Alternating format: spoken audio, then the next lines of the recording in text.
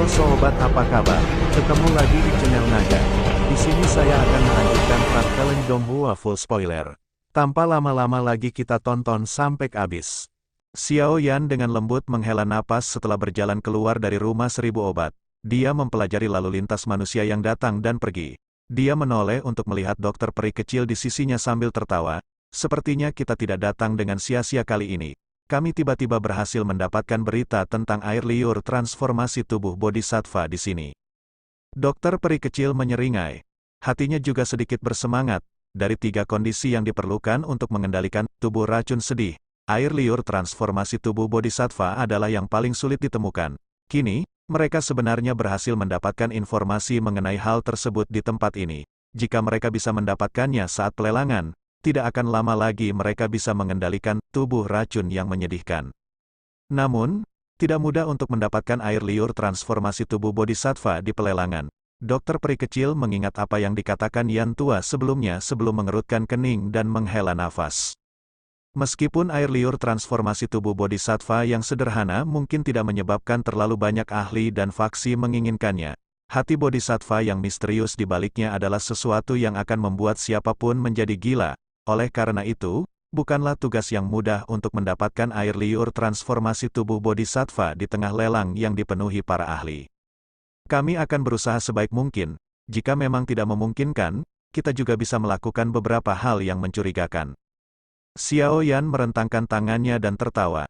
Saat itu, dia diam-diam menyerang dan membunuh pemimpin sekte junior dari sekte darah itu untuk mendapatkan fragmen peta dari api teratai iblis yang memurnikan. Membunuh orang dan merampas harta karun pada dasarnya adalah sesuatu yang sangat umum di wilayah pelosok hitam. Xiao Yan jelas tahu di dalam hatinya bahwa pasti ada cukup banyak orang di kota Kaisar Hitam yang memiliki pemikiran yang sama dengannya.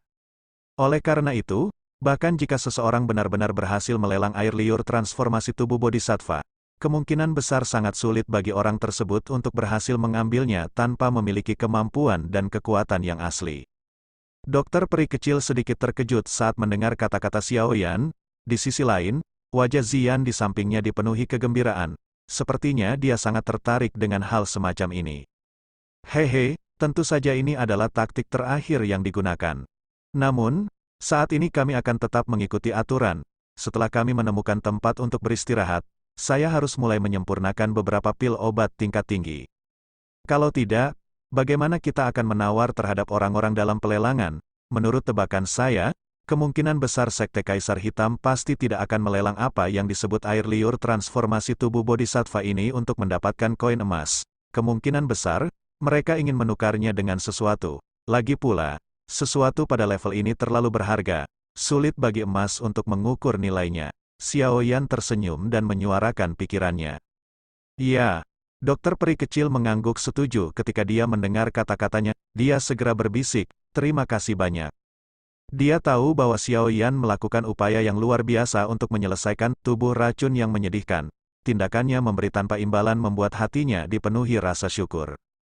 Mengapa kamu mengucapkan semua kata-kata sopan ini kepadaku sekarang? Saat itu, saya mengatakan bahwa saya akan membantu Anda mengendalikan tubuh racun yang menyedihkan. Anda dan secara alami saya akan melakukan apa yang saya katakan. Xiao Yan tertegun sebelum dia berbicara dengan senyum cerah.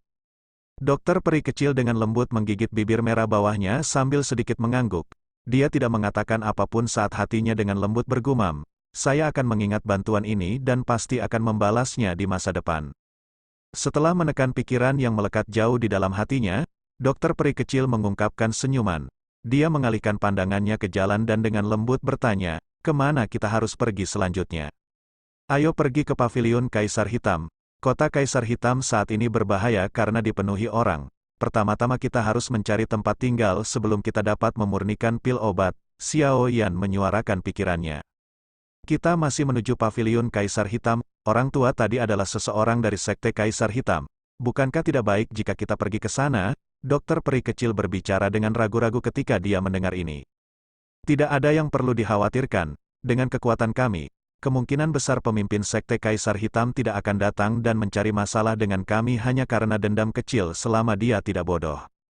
Dokter peri kecil secara acak mengangguk ketika dia mendengar desakan Xiao Yan.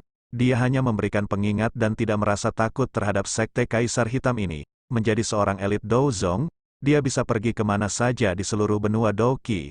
Sekte Kaisar Hitam tidak cukup untuk membuatnya merasa takut.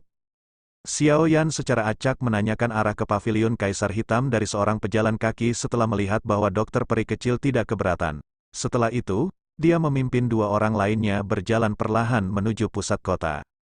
Mata Xiao Yan beralih dari lelaki tua berambut merah ke beberapa orang di sampingnya. Dia menemukan bahwa beberapa lelaki tua yang tampak dingin dan acuh tak acuh semuanya berada di kelas Dou Huang.